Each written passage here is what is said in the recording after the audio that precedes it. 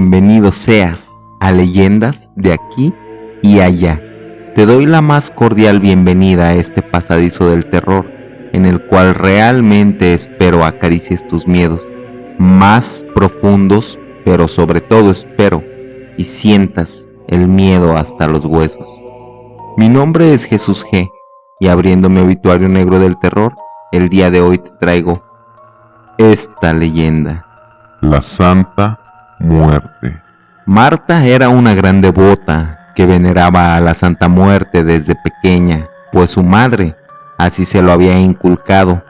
Tenía un altar con figuras de la Niña Blanca, le dejaba sus ofrendas desde inciensos, tequila, cerveza, manzanas, caramelo, entre otras cosas. Al igual, había un templo cerca de su casa donde se daba misa, pero en aquel templo no había una cruz enfrente de los feligreses, más bien era una figura de la Santa Muerte, con un vestido ampón y elegante, donde peculiarmente se llenaba cada misa con adeptos de aquel culto. La madre de Marta le platicaba a Marta que ella tenía un don que la Santa Muerte le había dado, pues desde muy pequeña, la madre de Marta, cuando esperaba a su bebé, le decía a la Santa Muerte que se encomendaba a la Niña Blanca para que su bebé le fuera bien, pero que el final siempre la Santa Muerte puede poner o puede quitar, y que ella sabía que eso podía suceder. Entonces, en ese momento, mientras se estaba encomendando a la Santa Muerte, escuchó un llanto proveniente del interior de su vientre, y coloquialmente y como mito urbano se dice que si un bebé llora dentro del interior del vientre de la madre, ese producto en vida tendrá un don. Es por eso que la madre de Marta argumentaba que Marta tenía un don, aunque realmente Marta no sentía tener ningún don especial ni nada por el estilo. Marta trabajaba en una fábrica de maquila con un horario de 7 de la mañana a 3 de la tarde, y un día el supervisor de Marta la obligaba a que tenía que meter horas extras, pues era temporada alta y se necesitaba la mano de obra. Aunque Marta realmente no deseaba meter horas extras en su trabajo, sabía que ese supervisor de línea en el ensamblaje era una persona bastante complicada, y que a quien le decía que no, comenzaba a hacer un infierno la estancia laboral. Así Marta, forzada, solo aceptaba tomar turnos extras por un pago mísero, el cual normalmente las empresas de maquila de compuestos electrónicos realmente hacen.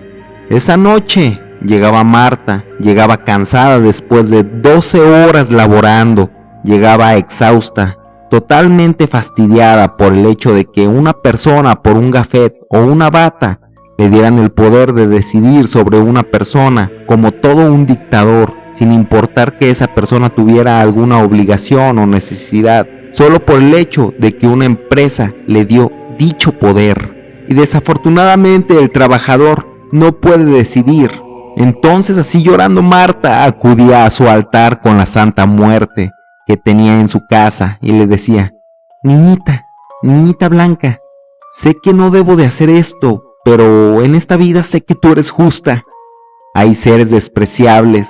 Un claro ejemplo es mi supervisor, que se aprovecha de la necesidad de las personas. Por eso, mi señora, te pido que a ese despreciable ser humano te lo lleves. Mándalo contigo, con los muertos. Niñita Blanca, sé que está mal lo que te estoy pidiendo y perdóname.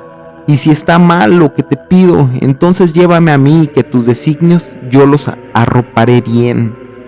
Así Marta solo le dejaba una veladora de color negro y unos chocolates como ofrenda a su señora. Ella solo dormía unas cuantas horas y partía al día siguiente a la maquila laboral.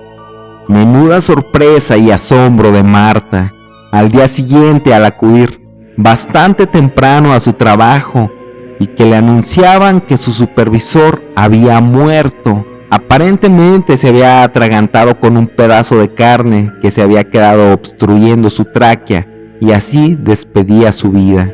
Entonces, ese día laboral ponían a un supervisor nuevo, que no era tan exigente y ponía a debate quién quería hacer horas extras y quién no. Esa noche Marta llegaba al altar de su Santa Muerte y le mencionaba a su figura que ojalá y no haya sido ella quien haya sido la artífice del fallecimiento de aquel hombre.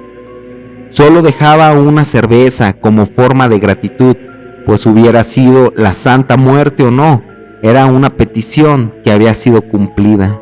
Así Marta se quedaba pensativa, pues ella recordaba que en su infancia le había suplicado a la Santa Muerte el fallecimiento de una maestra de la escuela, cosa que también había sucedido, aunque en aquel entonces Marta, siendo un infante, no había meditado a profundidad sobre aquel acto. Sin embargo, ya con un mayor raciocinio, evaluaba ese poder, o tal vez llamarle ese favor de la niña blanca, la cual le había concedido. Marta por un instante sentía que tenía el milagro de su niñita blanca, de su señora, para decidir la existencia sobre la vida de algún cristiano. Entonces Marta recién había terminado con un novio, el cual le había sido infiel. Tenía un resentimiento bastante guardado en sus entrañas. Marta le pedía a aquel altar con la figura de la Santa Muerte que quería que aquel hombre pagara, que pagara el desamor y la traición. Entonces encendía una veladora negra que tenía grabada una figura de la Santa Muerte y una oración para la niña blanca.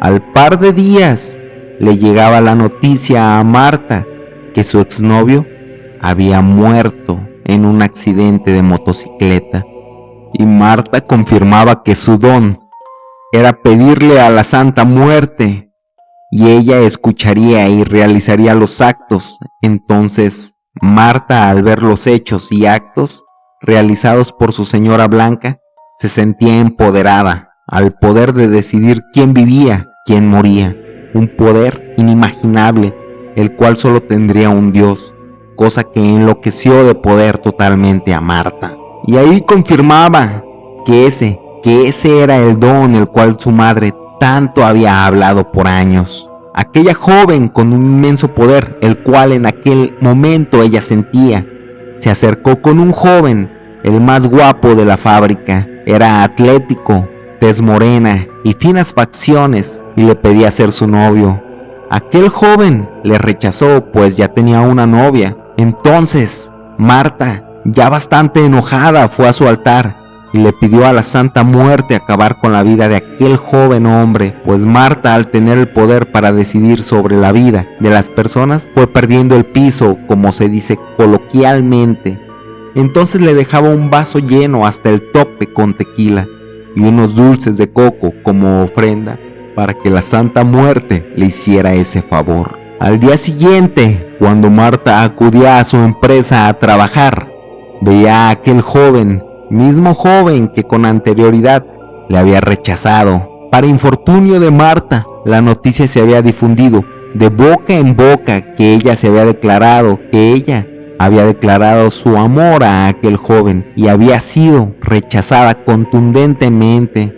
Entonces ella sentía coraje por el escrutinio público y solo con ese enojo, al terminar su jornada laboral, iba al altar de la Santa Muerte que tenía en su casa y le reclamaba con ira a la figura de la Santa ¿por qué no lo había matado?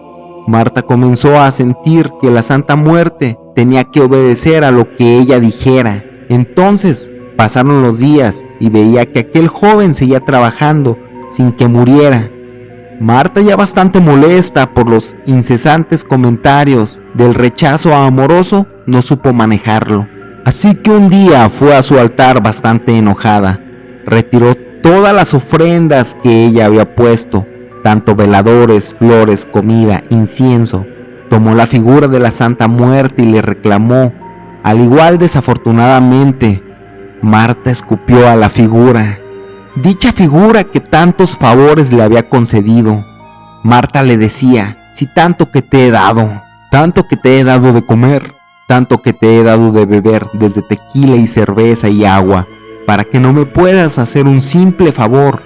Ya no te necesito, eres inservible para mí. Mejor voy a ofrecer esos tributos y esas ofrendas al diablo, que me han dicho que es más milagroso que tú no puedes hacer nada, tanto que te serví para nada. Y tomaba aquellas figuras de la Santa Muerte y las tiraba al piso, rompiéndolas en partes. Y así lo hacía con todas las figuras que tenía. Entonces la joven solo buscaba venganza, pues el odio de que le hubieran rechazado. Y no solo eso, sino que la gente que trabajaba en esa empresa, en la cual ella también laboraba, le generaba un coraje y odio hacia aquel joven que también laboraba en aquella misma empresa. Así que Marta, al haber destruido su altar de la Santa Muerte y tener odio contra la niña blanca, solo iba al mercado y compraba 2 figuras de Satanás. Eran rojas con grandes cuernos, cara enojada, y armaba otro nuevo altar adorando al Señor de las Tinieblas, al Pingo, al Timiac, a Satanás. Así Marta confirmaba que su nuevo altar y aquellas figuras del diablo le harían los milagros. Ponía tequila, cigarrillos, comida y le decía que sería su nuevo señor y que le serviría también a aquellas figuras del Señor Obscuro.